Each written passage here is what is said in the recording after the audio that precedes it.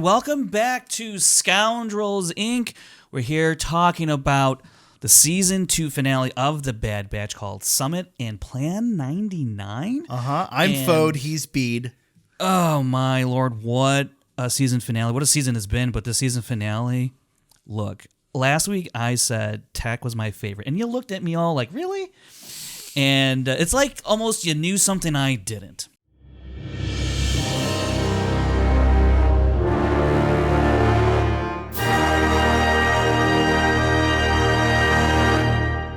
I did. Yeah. I did. I knew that Emery was a clone. Yes, and I said, what purpose would that serve? And then the show said, we'll make her Omega's sister. And I was Woohoo! like, damn, that's a good purpose. Okay, I'm going to call this out now because we've had this question a few times. And for some reason, none of it has been in our actual Q&A thread. But I've been asked this a few times. So, put this in the Q&A thread. But I'm going to answer it here. People have asked me, well, how do we know she's a clone and not like another Fett sister? It's called Occam's razor. If she claims to be a sister to a clone, she's probably just a clone. Boba Fett doesn't think of the clones as his brothers. Probably just a clone. Not another form of family. Because it's not like Omega has like a birth mom. She came from a tube. She's a tube. She's a tube, baby. She's a tube. She's a tube. She's a tube. And so like... Right. It's and the hallmarks are there. Like, yeah, sure. Is there an outside chance that she's Boba Fett's long-lost sister that... I don't know. That feels like a little shark jumpy to me. Little crate jumpy. Sure. I don't know. Star Wars things. Yeah. What an episode. I look, I didn't know. I was, I said this last night, to, a friend of mine I was talking to about the episodes after we had both finished. And I said, I didn't know I cared so much about these characters. I knew. Because I like this show. And like I said last week, it's taken me a bit to fall in love with this show, and I think this season I've really fallen in love with the show. And I like Tech. Someone in the Discord mentioned Tech is finally feeling like a real person. Mm-hmm. That's when I should have known. And I think that's really spot on, right? But I want to show you something in my notes. Uh-oh.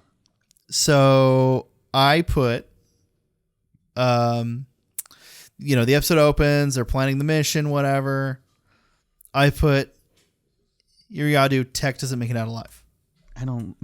Because as they're prepping, Wanda Sykes is like, that's the other part. Don't get caught by pirates or whatever. And I went, oh, you were going to leave without saying anything? He was like, yeah. And I went, oh no, Tech's dying this episode. And I didn't pick that up in the moment, but after you went, I'm like, I should have seen classic.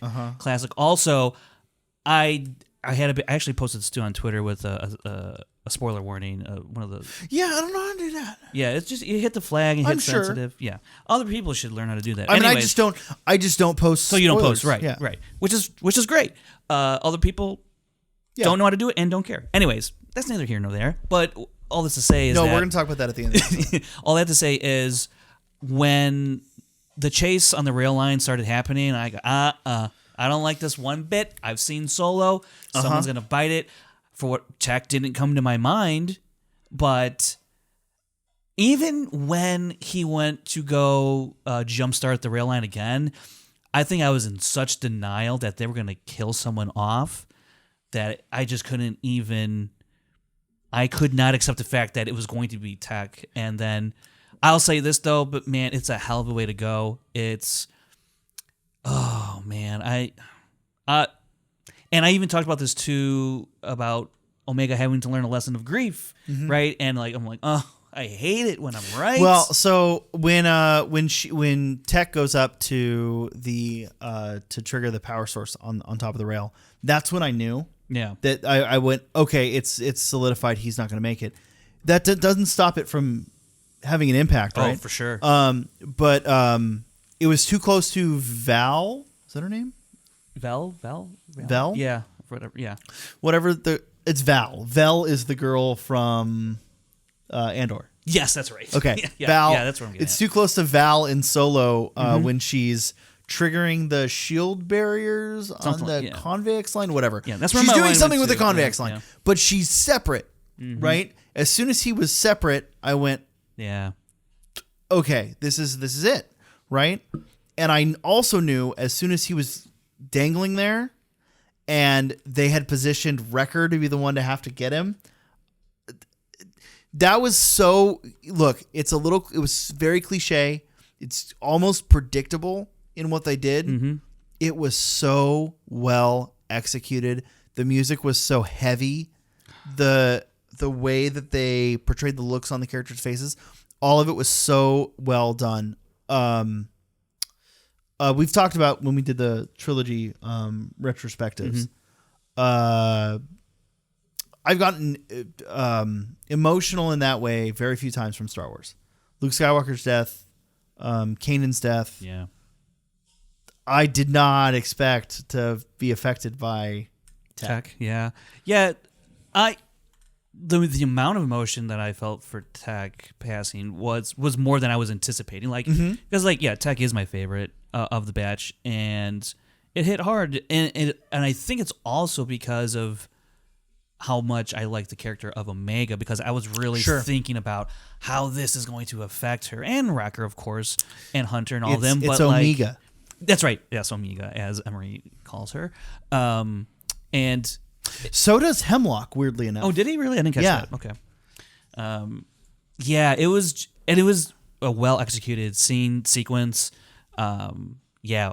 I don't like trains in Star Wars anymore. I'm just gonna no more trains. If I see a train or a rail line or whatever, I'm out. I don't. Nope. Someone's gonna die, except I guess in Mandalorian. I stopped liking trains in Star Wars when I was fucking 6 years old, playing Shadow of the Empire for real on Ord Mantell. Ord Mantell. Very tough. The only part I liked about that level was the music, because it's It's the Boba is it, Fett. it's the Hoth, isn't it? Yeah, that's or it's something like that. Maybe I don't know. I know what you're. I can't. Yeah, it's Empire, but I think you're right. I think it's a Hoth track. It's so good. But it's also got. Yes, that's right. Yeah. That's which is Boba Fett flees Cloud City. That's Cloud City. Yes, totally. Okay, so. I mean, we just get off to the happy stuff right away, don't we? Well, I mean, but we also are showing our love for Star Wars. And you know what? Who I'm going to ultimately blame for Tech's death? Oh. Because I want to blame somebody. Saw Gerrera? Yes. Yeah. Someone in the discussion on Discord said the same thing. And look, that's fair. I was shocked. Okay, so I mean, they had a lot of. You want to talk about? There's a lot of cameos in this episode. Yeah, because we had Krennic. Did you catch Krennic? I almost missed Krennic. When he popped up, I said, "Is that Krennic?" For some reason, it really was like this could be an animated Krennic. And then they mentioned Project Stardust and Stardust too, which is cool. A little very cool. The sensor tower they took down was 3811. Oh, really? Yeah. So 1138. Yeah. Iriadu shows up in the Tarkin novel, which is very, very good.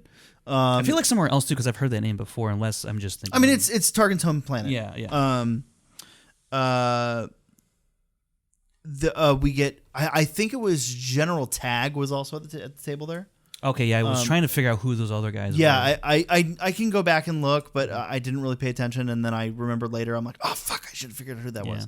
But I believe General Tag was one of them who shows up in the Death Star boardroom. Yeah, that whatever. Thing, yeah. But yeah, great bunch of cameos. I was shocked to see Saw Gerrera. I did not fucking expect that. That totally took me by surprise. Yeah. I liked it. I'm like, this guy is still...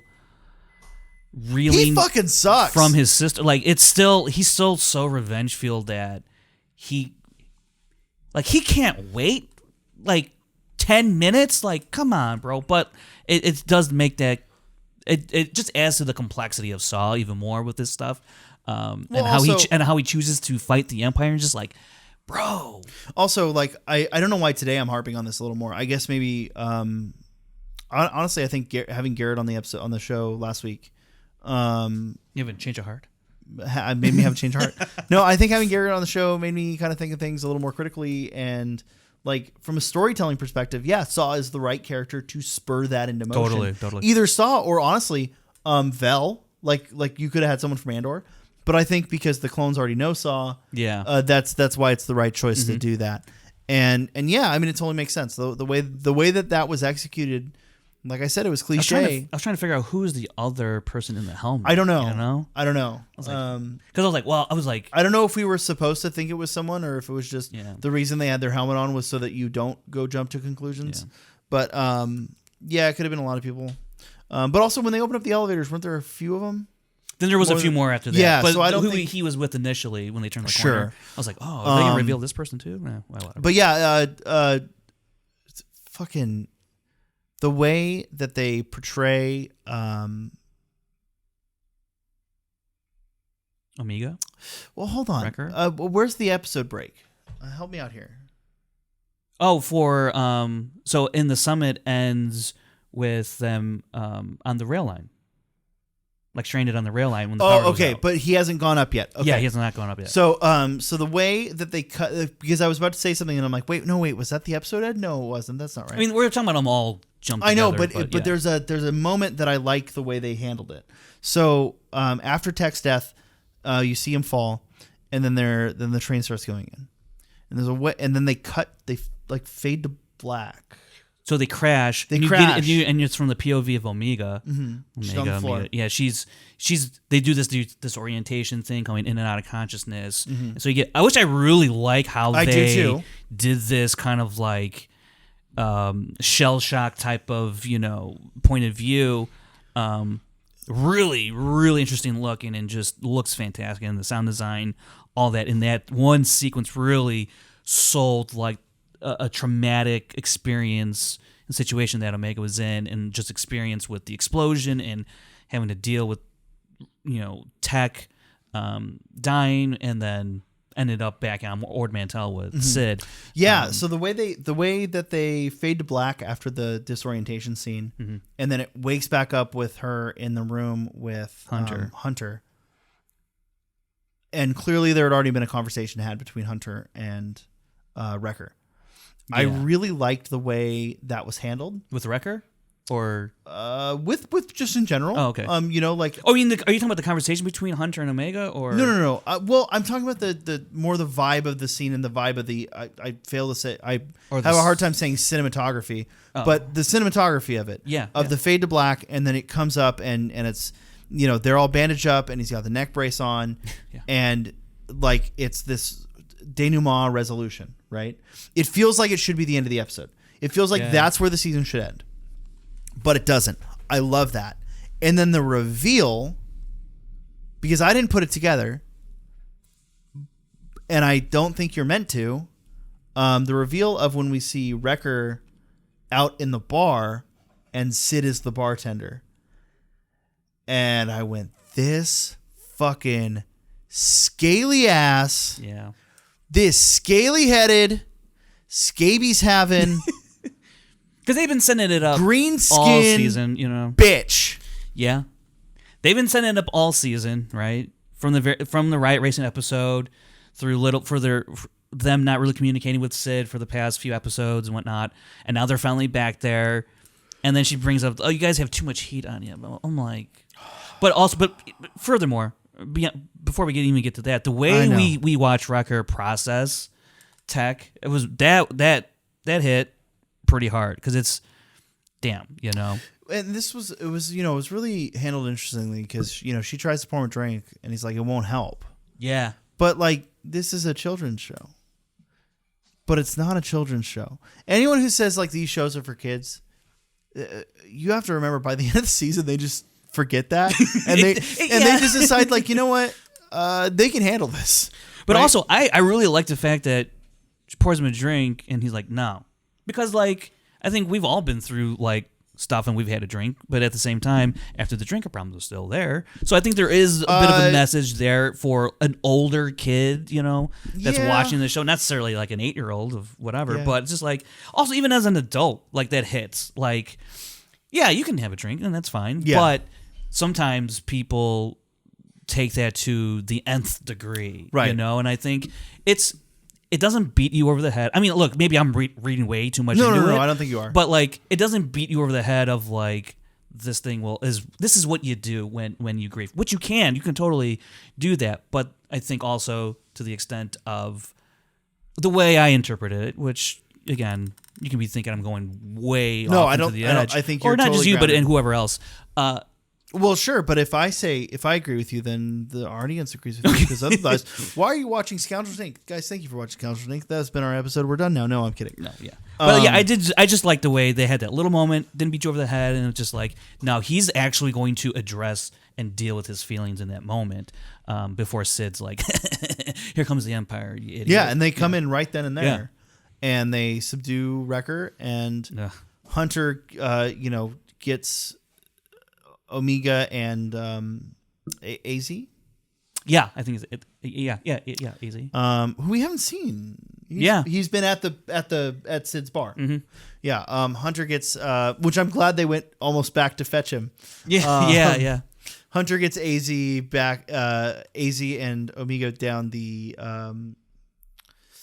bolt hole. Sure. And then she has that same moment of the, I have to do this. Yeah, I can't leave this. This is like, she's learning from what Tech did, right? Like, yeah, totally. It's that, and that's totally how I read it, right? Like, Tech just sacrificed himself for his family. I need to learn from that, and fight for your family. Now, I Tech and everyone else is gonna tell her like, no, you don't fucking do that. You go run because everyone's here to protect you. Mm-hmm. But like, no, I think that's a huge moment for Omega, and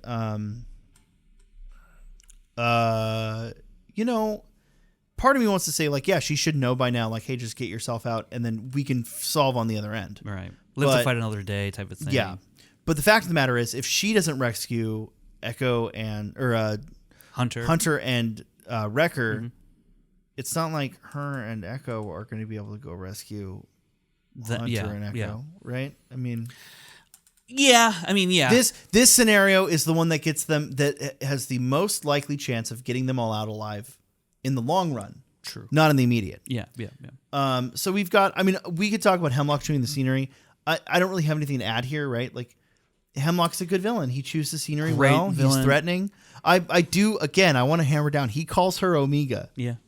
Which is, to me, says that's her name, not Omega.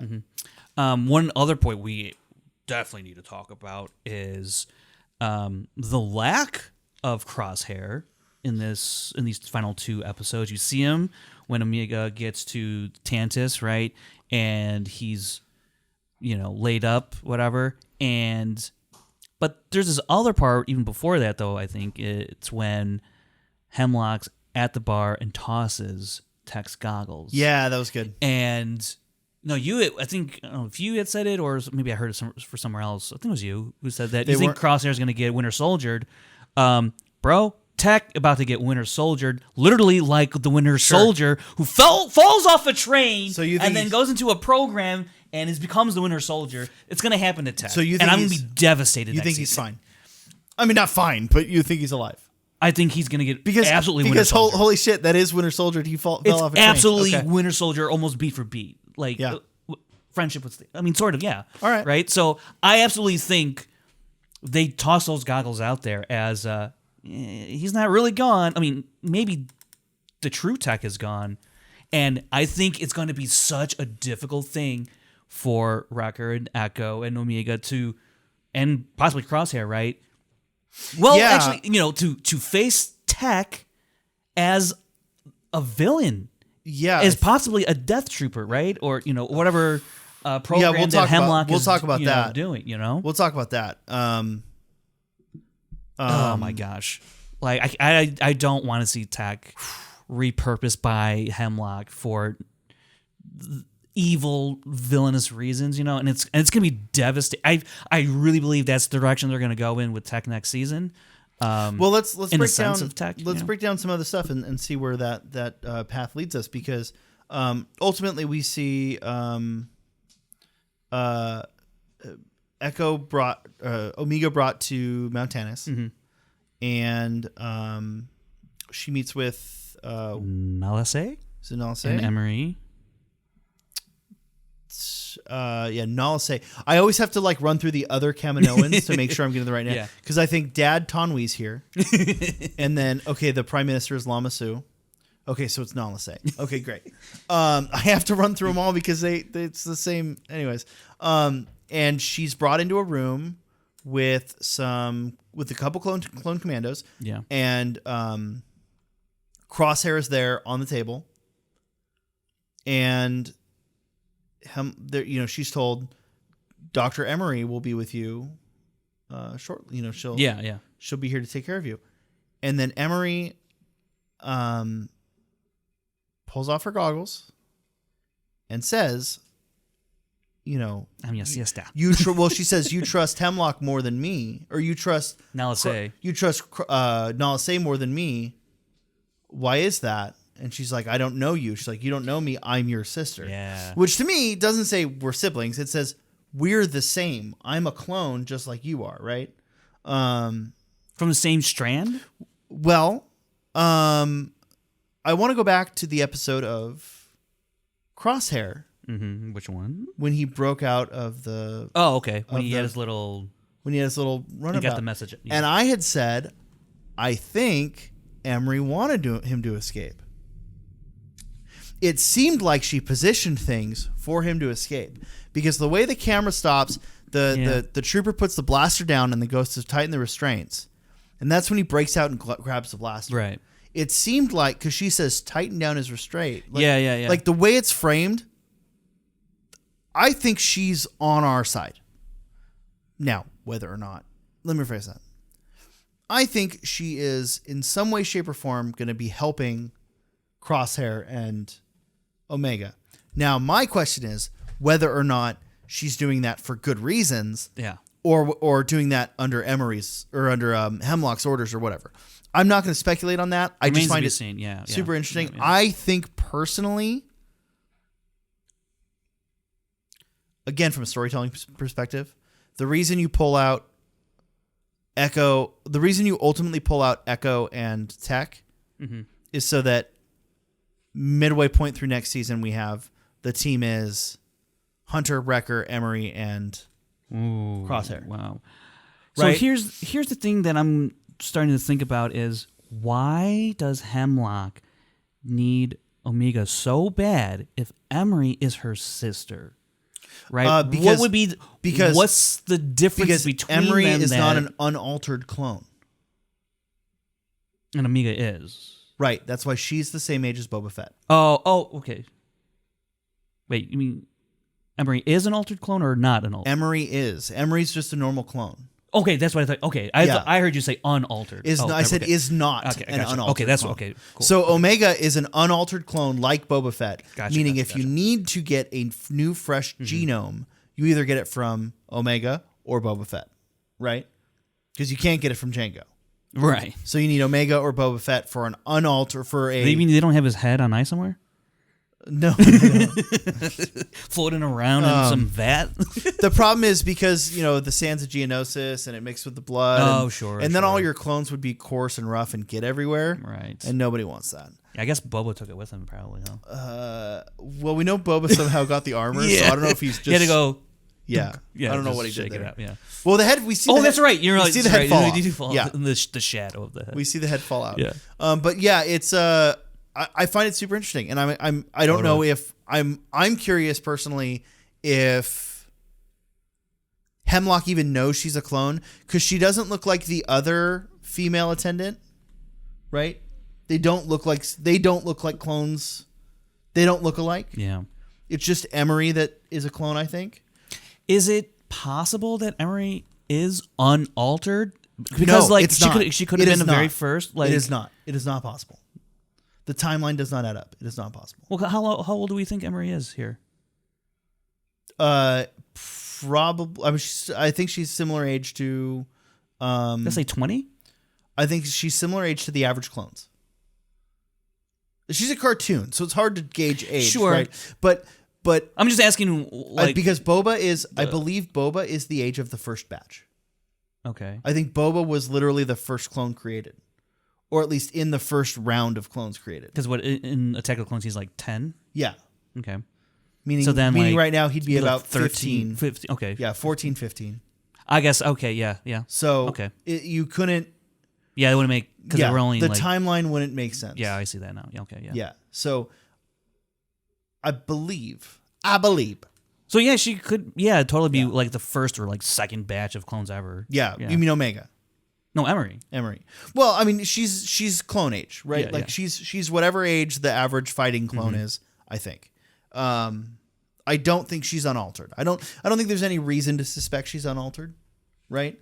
Because that is an oddity in and of itself. Yeah. That you would have an unaltered clone is an oddity in and of itself. But I guess what you're saying is maybe she could be an unaltered clone, and that's why she was with the cloners, because that's who Omega was with. Right. Well, but just because it's like, why? I mean, I'm trying to. Well, she could be like the Bad Batch. She could be a, true, right? Yeah, something else is like, altered. Or heaven forbid, she could just be a transgender clone. Maybe, right? Who knows? Fucking 2023, we can have that now. Yeah. It is. It's just overall, it is very interesting of what Emery's motivations are. Sure, I think that. I mean, if this is just speculation, but if I like force myself to speculate, like, okay, what's her purpose in the story, and what's what are her motivations? My gut tells me, my like, if you're asking me to write the next season of Bad Batch, or at least write her motivations for the next season of Bad Batch, I think she is a clone, and the Empire doesn't know it. Interesting. And so she is there to help the clones. And she sees Crosshair and Omega as an opportunity to bring down Mount Tantus. Interesting. And that's why she helped Crosshair escape in the first place. Because they've done a lot of, again, it's cartoons, sometimes hard for me to gauge emotion and motive in cartoons from facial expression, but they've done a lot of shots where they pull in on the face or they pull in on the character. Yeah. Where I go, okay, they're trying to tell us something here. And that's kind of where I got the clone idea in the first place. Because of the way they were pulling in on her often. Whenever they went to Mount Tantus, we would see her. Yeah. And she was always well connected, and she was always doing something. And they always did a lot of pull-ins on her, and they did a lot of it's ironic to call it a pull-in because we're not using cameras. But they shoot it like they treat the show exactly like a live action shoot, which is why the show looks so good. I will say I don't think this is going to be the case, but it'd be pretty messed up if it was. If Emery just said that to get Amiga to trust in her. I think that she could still be a clone if that's the case. But, chipped and, like the commandos that are there, the commandos are all obeying the Empire just fine and they're all clones. So that's a possibility. That's the other possibility. I mean, to me, those are the two possibilities, right? Either the Empire doesn't know she's a clone or does, but her goals are to ultimately... But she's compliant as far as they know, She's right? compliant as far as they know. Yeah. And she's, trying to subvert their purposes there. And that's why she's going to help Omega and Crosshair. Or... Because wouldn't Nala say no that she's a clone? Yeah. And she could... and if that was somehow... valuable secret information, wouldn't Nala say just be like, yo, Hemlock, you got a clone right over there? No, because she probably thinks... well, they've got plenty of clones. Yeah. They have plenty of clones. They don't... The problem isn't having a clone. The problem is they need an unaltered clone. Unaltered stuff. Yeah. That's right. This was talked about in season 1. Where, the reason Omega was important was because she's an unaltered clone. Yeah. She is a potential template for a whole new army, right? Which is weird because the Empire's like, F off clones, but Hemlock has other ideas. But if they're that's the thing, right? Part of the reason the clone program is failing is because the genome is no longer good. They've cloned and cloned and cloned and cloned off the same batch of DNA, and they no longer have Jango Fett to pull more DNA from. So if Jango Fett hadn't died in Attack of the Clones, it wouldn't be an issue because they can just go to him and pull more DNA. Yeah. Right? Yeah. And all of their equipment was set up to clone Jango Fett specifically.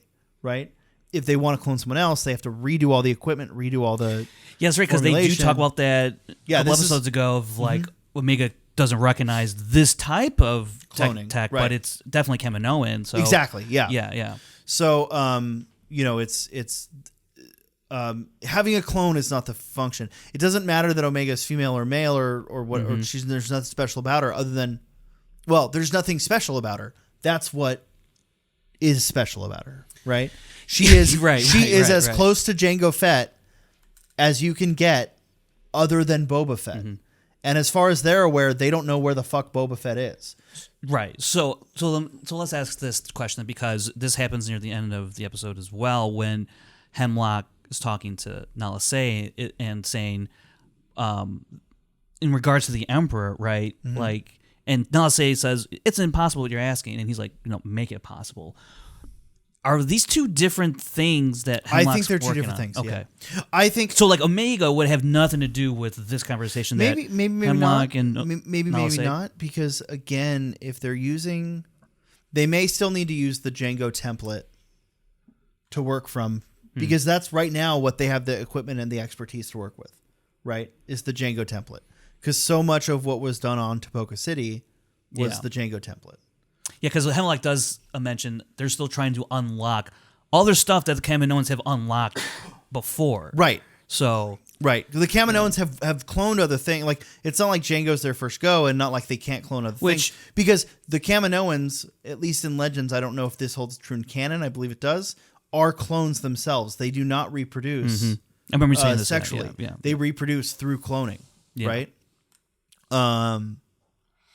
And like their eye color denotes what their job role is. That's crazy. Right? So like Lama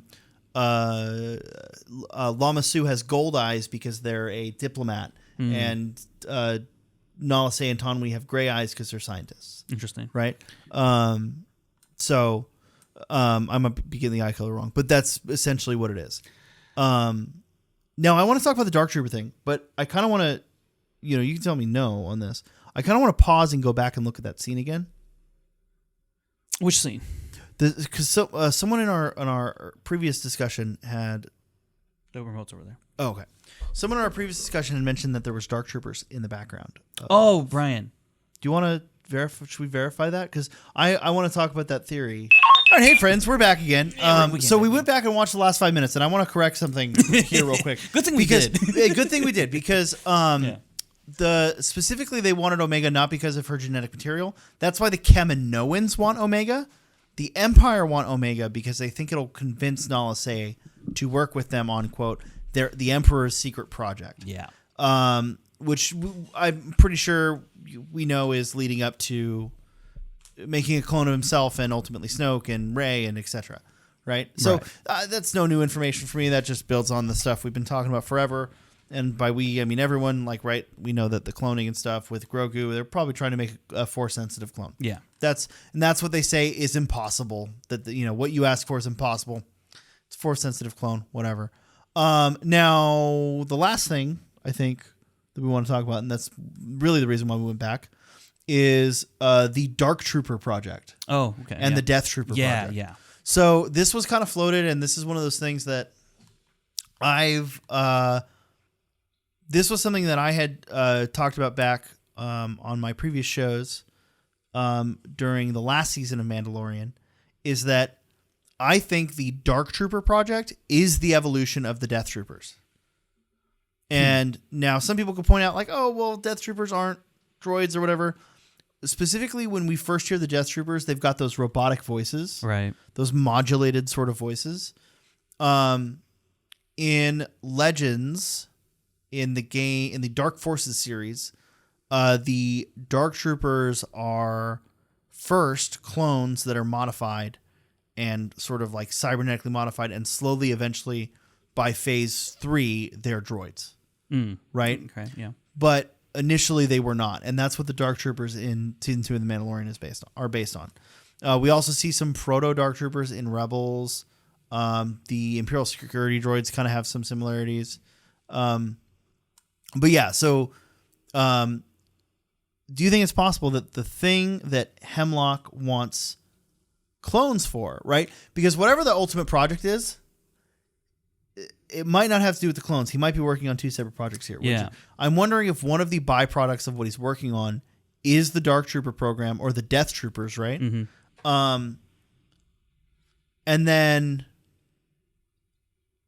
because ultimately we know Gideon is involved, by the time of Mandalorian, Gideon is both involved in cloning with Imperial / Kaminoan scientists, like Pershing, and has the Dark Trooper project, right? So to me, those two are somehow connected and linked, because in my head, I'm still thinking of Mount Tannis as what Mount Tannis was in Legends, which is the Emperor's secret vault of weapons and treasures and, technologies that he wants for himself. Mm-hmm. Do you think that's a possibility? Do you think that's something we see next season? I think it ends up being a minor subplot, just like a lot of things are minor subplots. Yeah, right? I think it's just like laying the foundations of these things. Yeah, I totally think Hemlock's working on multiple projects, right? The Emperor, the Death Trooper, maybe even more advanced cloning for other purposes. I don't know, right? He's working on all this like crazy crap, it's interesting to see where it'll lead in with next season and how, if Tech is like, if Tech ends up being the first Death Trooper, I'm going to lose my mind. Because I think we had thought Crosshair might, right? And that still could be true. Yeah, but I would rather see Tech not necessarily be the first Death Trooper, but like, which maybe this is what you mean, but I'm just going to phrase it differently.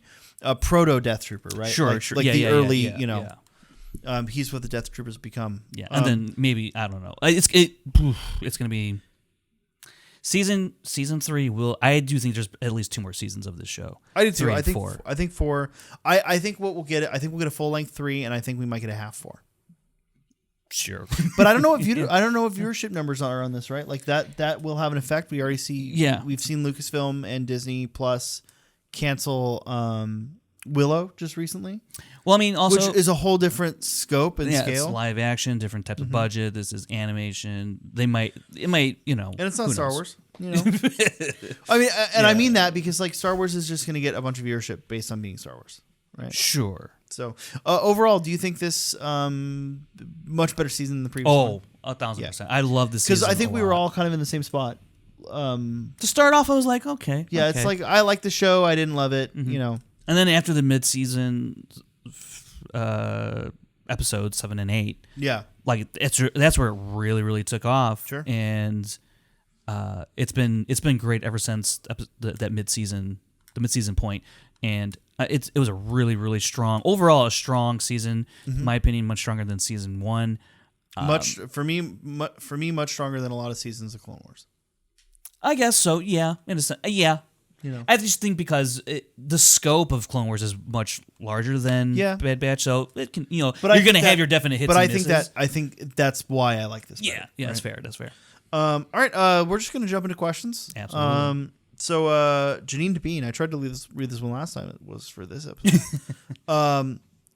What was something new you were excited to learn about a Star Wars movie character through these Star Wars shows?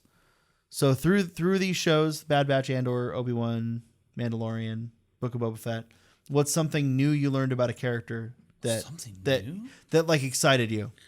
Ooh, that's a good one. That's a good question, Janine. Something new. I should have pre-read this so I could have thought about it. This one actually really takes some brain power, which we don't really do a whole lot on this show. Do we want to come back to it? Let's come back to it. So, Janine, we're going to come back to that one. Because it's a damn good question. All right. Maddie Gunner has a good question. If you could have a timeshare on any planet, where would you go? Navarro. All right. Here's the thing, Matt Gunner. Just this week, on Last Week Tonight, John Oliver talked about why you should never own a timeshare. Oh, yeah. Don't own a No. No timeshares. Nowhere. I don't want a timeshare anywhere. But I want a timeshare on Alderaan so I can claim insurance when it gets blown up. Right? Well, I could do the same thing with Navarro. You think Navarro's getting blown up? No. The city got decimated by pirates, and I want to cash in on the decimation Frank, of. At which point are you going to keep saying decimated just to trigger me? I don't know. I want to try and decimate your brain. Is that a sex thing? Anyways, you thought I said desecrate. I said decimate. Hey, Prodigal Knight 777 has a great question. Garrett was a fun host on the show. I plan to listen to the podcast now. Oh, to his podcast now. I'm like, wait, don't you already listen to the podcast? Tell him we sent you.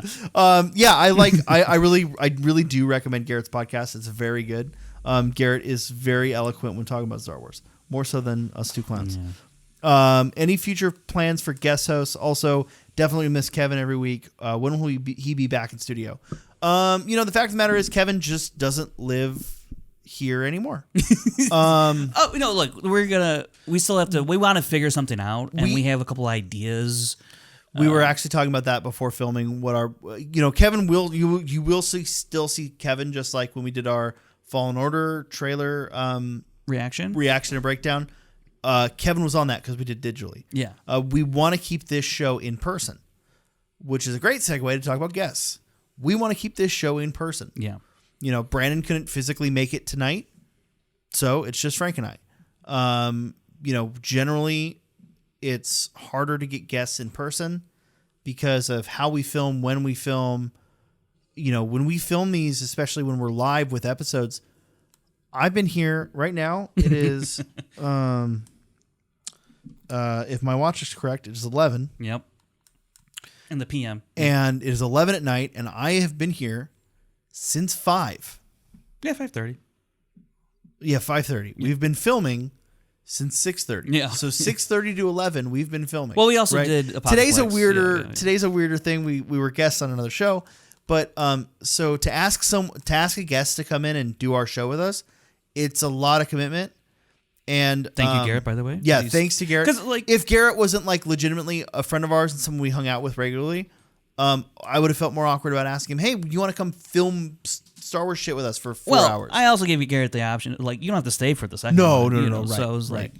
But that all said, we're definitely open to having other people on the show. It's just if they can do it, great. And we're still also in the early stages. Yeah, we want to wait till this looks good here. Yeah. We're not in a we're working studio. On it. We're working on it. So eventually we do plan on having more guests on the show.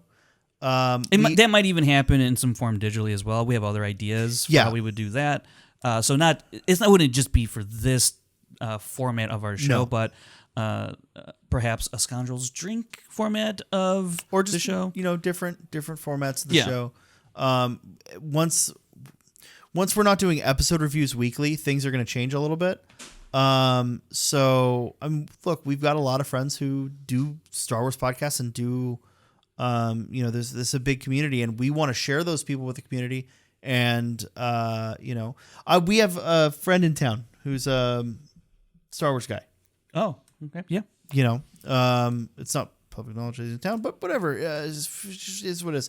They're not here anymore. No, they're gone now. But I was going to have them on the show, but because their schedule's so tight, we just couldn't. Mm-hmm. But we were going to have them come be on the show.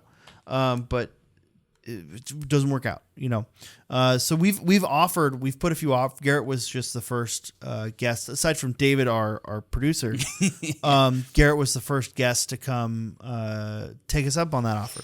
But we have some plans in the future, and especially once things change, and we're not filming 4 hours straight, and we're not filming 2 hour long episodes. Right. Yeah. So that will change. But do you think it'll happen? Janine's question. I've been listening to what you've been saying. Okay, great. We'll come back to Janine's question. Do you hate this is from Jerry Jedi 1994. Do you hate Filoni as much as me? Why would I hate Filoni? He killed Tech. He didn't write the episode. Damn it. Jennifer Corbett did. And he didn't even direct the episode. I forget the person's name on that. Jennifer Corbett. Why do I know that name? Because she's been writing a lot of the Bad Batch episodes. All right, cool. So she killed Tech. I'm sure Filoni had input. I have a feeling that was Filoni's choice. Sure, right? Filoni has influence in one way or the other, I'm sure, on these episodes. I don't know how much pertaining to Tech, if Jennifer Corbett goes, I want to kill Tech because of this reason, and Dave was like, all right, your show. I don't know. I don't know how it goes down. It her show? I don't know. No. But like, it says written by Jennifer Corbett. Right, but I mean, ultimately, if Dave's the showrunner, that's Dave's decision who to kill he's off the supervising of all Disney animation producer. So I mean, yeah, he's part of that decision. I'm sure. I don't think any one person gets to make decisions on Star Wars deaths, right? I think it's much bigger. Probably. I don't know. I don't know how that works, but I do not hate Dave in the same way I don't hate Jennifer Corbett for being the writer on this episode. No, I don't hate Jennifer Corbett, but I hate Dave personally. I will say, where does this rank for you on Star Wars deaths? That's a very good question. That's the second part of his question. It's not at the Kanan levels. It's not at Kanan levels because that to me is an old timer. It's right up there with Luke Skywalker. It is. It's. You want me to go first? You want to think about it? I mean, I really don't know how to actually rank it. I just know that it does have.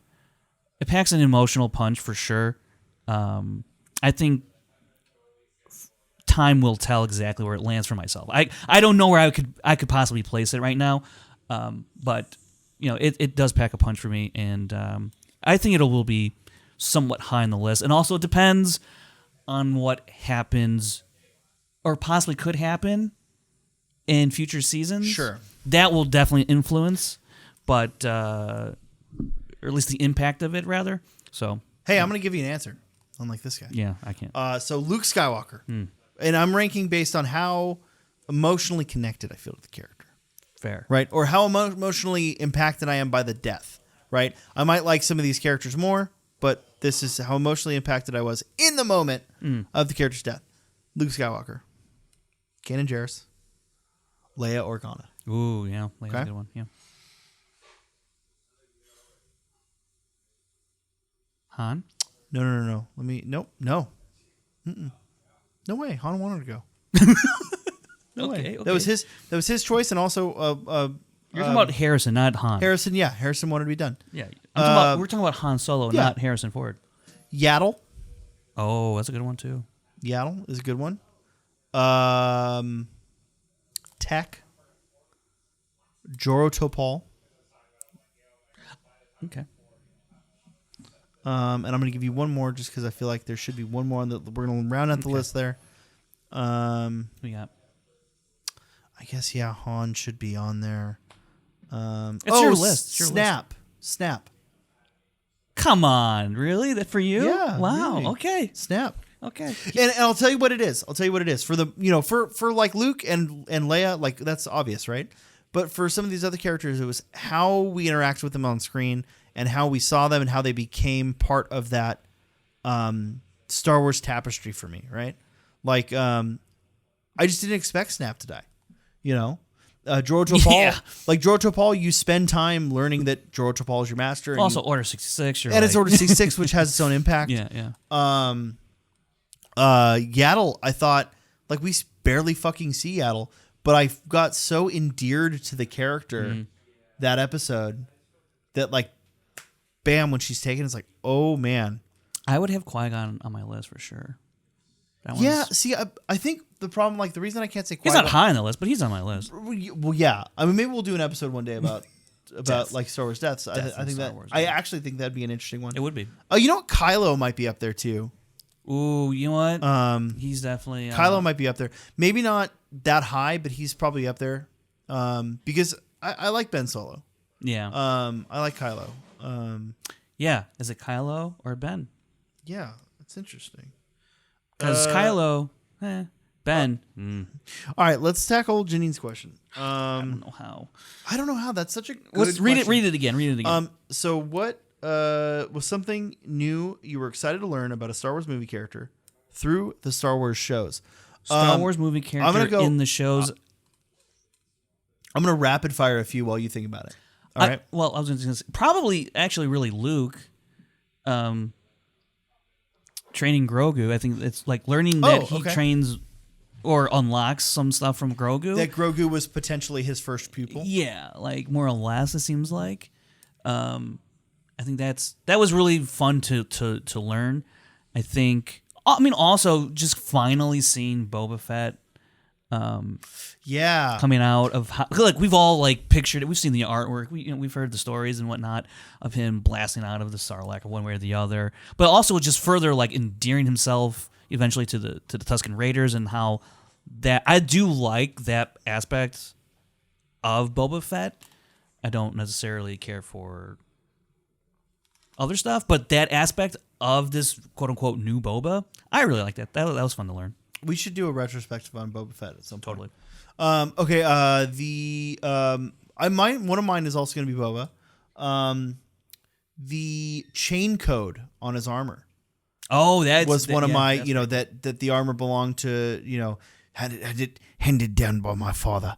It belonged to Jaster Muriel, which is in the Arabesh text, which is.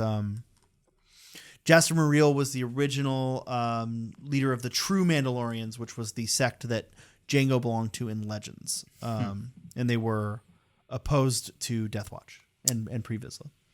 So that's Legends. That's from the old Jango comics. But I really liked that was included in there. I liked having... Can I just say the whole show of Andor?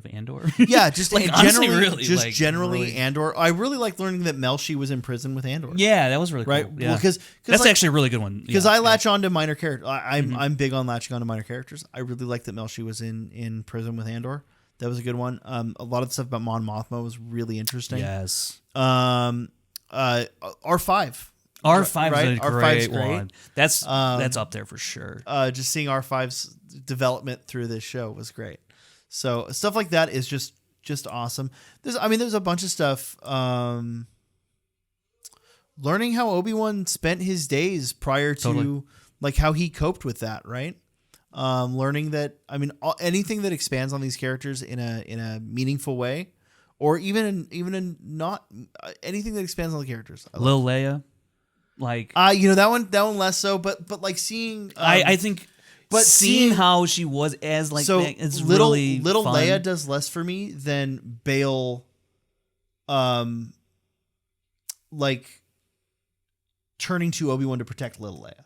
Okay, right. So little Leia to me, we also didn't have a show for Obi-Wan. Yeah. So we'll do a retrospective on that eventually, but like I don't know, I prefer Book of Boba Fett to Obi-Wan. Overall, I don't dislike. Again, it's Star Wars. Yeah, I don't. Yeah, I'm just like I gotta go back and forth with those. I do actually really like that. There's more. I did like learning that there's more backstory to Leia and Obi-Wan. I really enjoyed learning that about those characters because it's together. They're legacy characters that I just never thought of having, or at least Leia as a younger child having some sort of backstory with Obi-Wan, and I thought it was really cool. It creates more problems in my head than solutions, but yeah, I like that. I like that they had a relationship, but I think that creates more problems that they had a relationship. We can always get into that some other time. We will. We absolutely will. But all right, last set of questions actually. From Darth Kidday. Tech was my favorite. Do you think Crosshair will finally defect when he hears what that Tech went Plan 99 during the Batch's rescue Crosshair mission? First question. I think he was already on that path, but yeah, this probably furthers that. Cements it rather. Yeah. I think for me, his loyalty to the Empire is already broken. Yeah. The question is whether or not he can forgive himself to rejoin the Bad Batch, or whether or not the Bad Batch will trust him to. That's the other part. Have him rejoin. Yeah. But I think most likely it'll be more about him forgiving himself. Honestly, I think that's what we're going to see for his character development. So I don't think we have to worry about him defecting or not. It's now just a matter of him escaping. Like that's his goal. With Omega. Yes. Yeah. And Emmerly. You think so? Okay. We'll see. Then the question is, is it possible that Crosshair has his Joel in the hospital to save Ellie moment when he learns Omega is there, and then goes to hunt down Sid? Sid's gonna get her comeuppance. Yeah, I think Sid gets her comeuppance. I don't think it's from a member of the Bad Batch. No, I don't think so either. I think it's from Fee. Ooh, Fee would be an interesting one. Right? Yeah. 100%. I like that. I can also see it being coming from that her gangster rival, whatever, that dude, that big dude, whatever. No, I think it's from Fee. I think you're right. It's Fee, but it would be interesting to see if, like, live by the gangster, die by the gangster type of thing. Mm-hmm. But Fee's a good one. Because I think we'll still see her next season. Oh, totally. We have to see her more in tech, unfortunately. Wait, what? We have to see Fee more in tech. Oh, more in tech. I thought you said more with tech. I'm like when he's a dark trooper? Going with that? Okay. Yeah. Do you think Crosshair will have his Joel in the hospital save Ellie moment? I mean, I kind of hope so. referenced that just like before without hearing that part of the question. Not to spoil what happens in Last of Us, but yeah, I hope so. Yeah. Although, look, if you got a problem with me spoiling a fucking 10-year-old game, I don't know, dude. Touch fucking grass, man.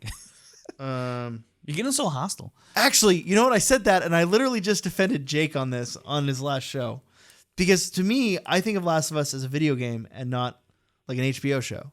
So like, I'm like, yeah, I don't know. It's a 10-year-old video game. If you haven't played it yet, you're probably not going to play it, right? Like, But I guess it's a show now. So no, maybe we shouldn't. Anyways, whatever. I have other questions, but Coherence has fled me. That's fair, because Coherence has also fled me after those 2 fucking episodes. Whew, I'm just glad I watched Bad Batch first before Mandalorian this week. Yeah, I regret it. I think that probably would have been the better like palate cleanser. Yeah. It was a really interesting like emotional barrage. It was, man. It was. Hey, so next week we'll be back to talk about the Mandalorian. We will not be back to talk about the Bad Batch. No. Because Bad Batch is over. But we will be back on Monday with our celebration preview stream. Okay. I don't know. We just made that up right now. I just made that up right now. We're going to do celebration predictions on Monday. Sounds like a blast. Or we won't. Maybe it'll be like the top 5 droids. And we'll never do it. We got to go because something is in my contact and it's making me all tearied up. So we'll see you Thursday. You turned bright red right now. Yeah, I know. It's crazy. Scoundrel.